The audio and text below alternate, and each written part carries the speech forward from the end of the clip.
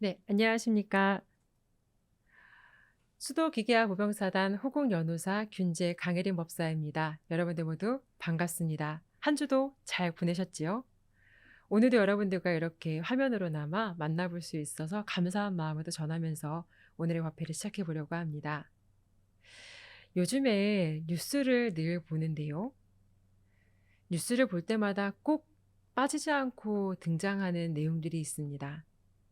물론 좋은 소식들도 굉장히 많은데요.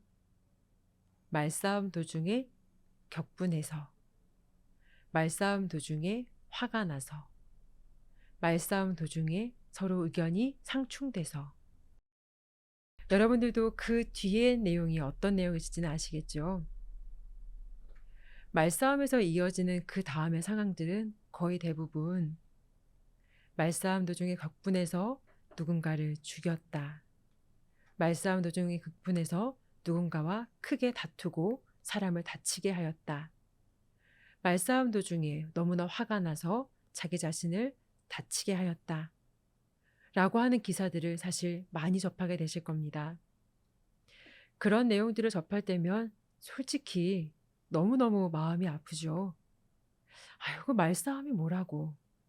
말 가지고 하는 거 가지고 그게 뭐 그렇게 대단하다고. 그것 때문에 누군가를 죽이고 누군가를 상처 주고 자신을 상처 주고 자기 자신을 죽음에 몰았는가. 라고 하는 생각들로 참 안쓰럽고 마음이 아플 때가 많습니다.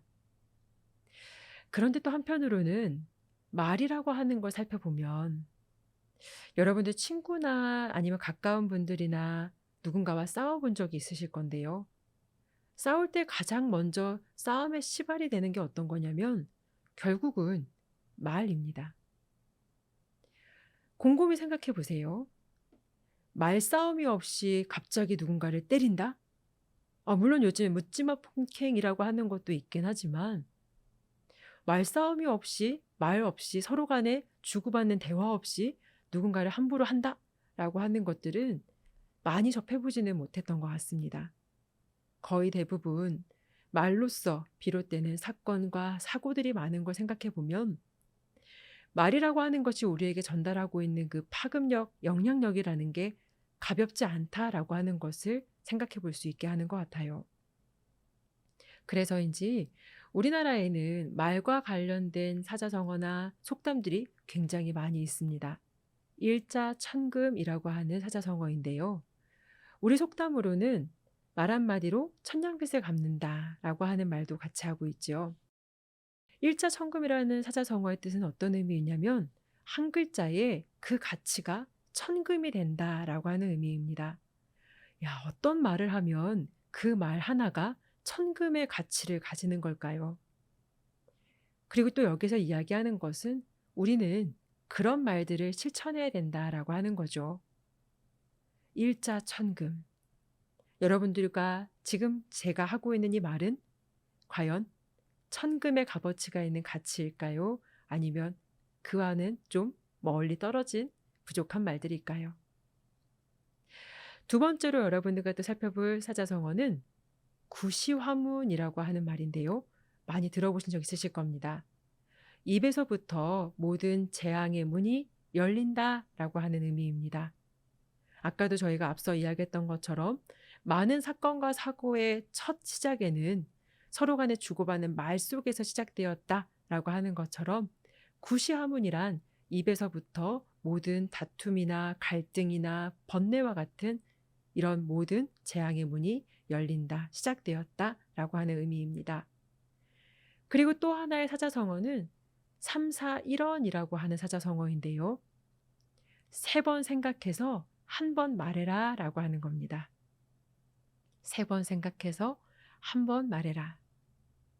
저희 이런 말들을 가끔씩 농담 삼아 합니다. 저 친구는 말을 할 때 필터가 없어. 너무 걸림이 없이 말을 하고네 라고 하는 이야기들을 하죠. 그런데 이런 걸림이 없는 말은 누군가에게 어쩔 때는 속 시원한 사이다야 라고 한 느낌일 때도 있지만 가끔은 상처를 주게 된다거나 자기 자신의 부족함을 드러내는 말일 수도 있습니다. 그래서 세 번 생각하고 한 번 말을 해라 라고 하는 이야기들을 합니다. 자, 이제 이번에는 말에 관련된 부처님의 말씀을 살펴보려고 하는데요. 합장을 하고 저의 부처님의 경전 말씀을 함께 읽어보겠습니다. 여러분들과 모두 함께 읽겠습니다.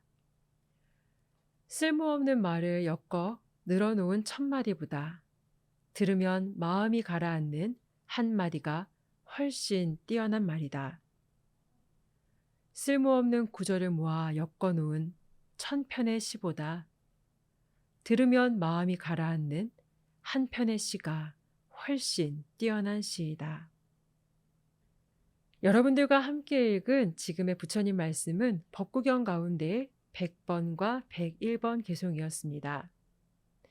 부처님 말씀하시기를 쓸모없는 말이 있고 뛰어나고 훌륭한 말이 있다라고 이야기를 하는데요. 자, 이제 여러분들 저희 한번 오늘 하루 곰곰이 돌이켜 볼까요? 여러분들이 오늘 하루 동안 무수히 많은 말들을 했을 건데 그 중에서 우리가 사용하는 쓸모없는 말, 어떤 말이 있었을까요?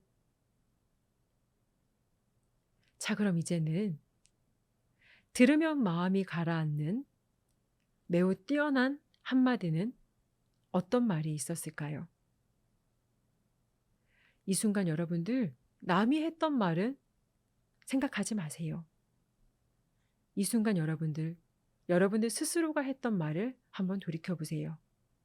오늘 하루 동안 내가 사용했던 말 중에 얼마나 많은 쓸모없는 말이 있었고 얼마나 많은 매우 훌륭하고 뛰어난 말이 있었나. 그만큼 말이 가지고 있는 힘이 크기 때문입니다. 이번에도 여러분들과 부처님 경전 속 말에 대한 이야기를 같이 한번 읽어보겠습니다. 여러분들과 함께 읽겠습니다. 이른바 기뻐할 만한 말이요 재미있는 말이며 얼굴을 펴고 평온하게 보면서 하는 말이요 얼굴을 찡그리지 않고 하는 말이며 웃음을 머금고 하는 말이요 상대보다 먼저 인사하면서 위로하는 말이며 상대가 좋아할 만한 말이다. 여러분들과 지금 같이 읽었던 부처님의 말씀은 무엇에 대한 비유이냐면 좋은 말이란에 대한 비유입니다. 좋은 말이란 이런 말이다.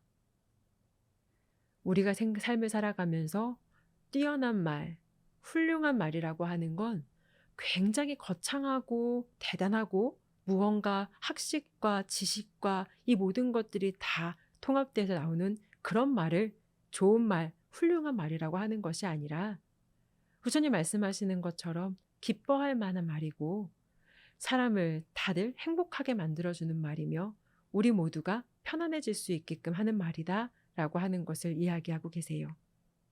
이처럼 좋은 말이라고 하는 것을 실천하는 게 굉장히 중요한데 그 이유는 여러분들도 알고 있을 거예요.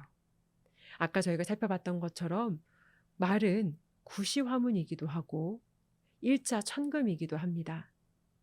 그 경계에 대한 선택은 결국 내가 그 순간 어떠한 알아차림을 가지고서 어떻게 말을 해나가는가라고 하는 것에서 시작되기 때문이죠.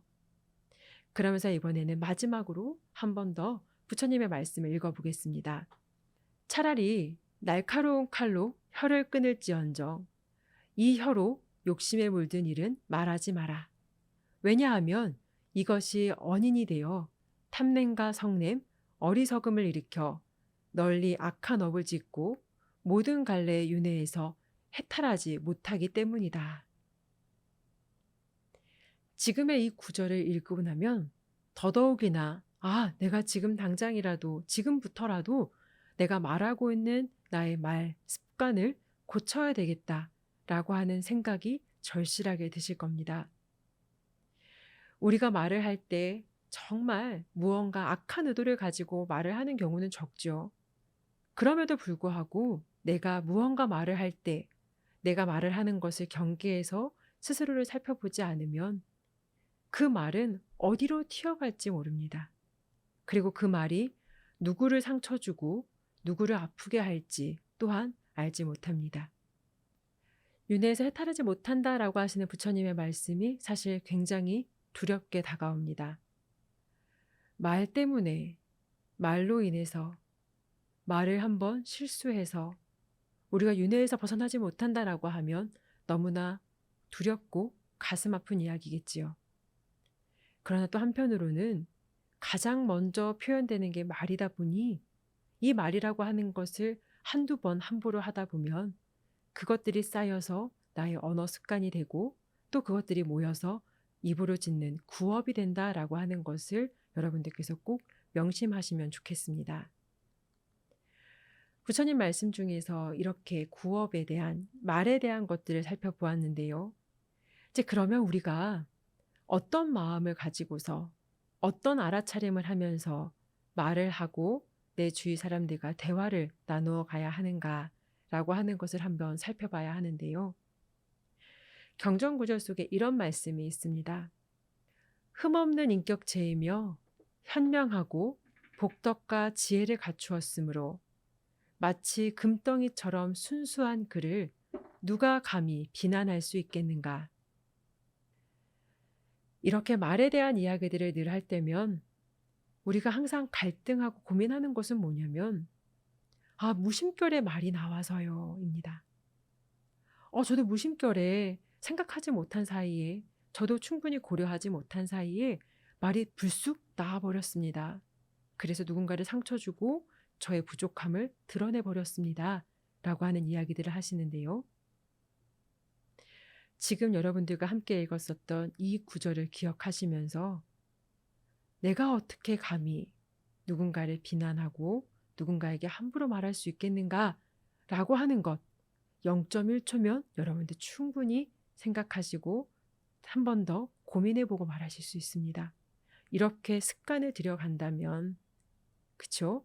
습관을 들여간다면 한 번에 고쳐지는 것이 아니라 꾸준히 노력하고 습관을 들여간다면 마치 가랑비에 옷이 젖는 것처럼 여러분들이 지금 바꾸고자 하는 여러분들의 언어 습관, 말의 습관들을 지혜롭고 현명한 불자로서 바뀌어 갈 수 있을 거라 믿어 의심치 않습니다.